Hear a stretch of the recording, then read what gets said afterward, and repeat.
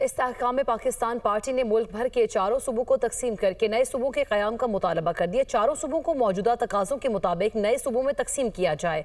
Party इजलास अलामिया जारी कर दिया गया। इसी पर बात करेंगे। आदिल तनोली हमारे साथ मौजूद हैं। जी आदिल, बताइएगा।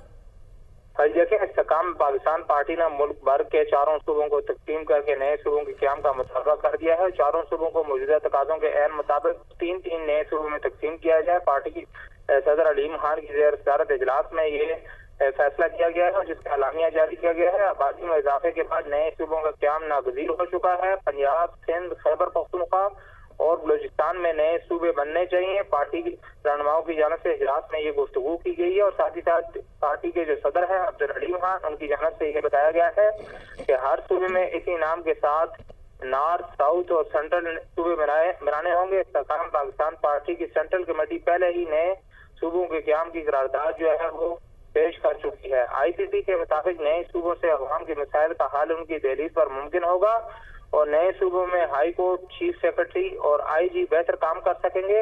अवाम की शिकायत के अजाले के लिए नए सूबे जल्द बनाए जाए। सेक्रेटेरिएट में मिलों दूर से आने वाले शहरियों के रिलीफ जो है वो भी नए सूबों के क़याम से ही मिलेगा।